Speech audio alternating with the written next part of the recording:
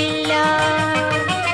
നീ ചൊന്നതു സത്യം തന്നെ, കണവന്മാരഞ്ചുണ്ടായി, ഇപ്പോഴുള്ളവനോ നിന്റെ ഭർത്താവല്ല. ഇപ്പോഴുള്ളവനോ നിന്റെ ഭർത്താവല്ല. നിന്നിതമെൻ ജീവചരിത്രം നീയങ്ങനെ സർവമറിഞ്ഞു.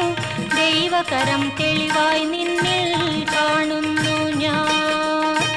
ദൈവകരം തെളിവായി നിന്നിൽ കാണുന്നു ഞാൻ.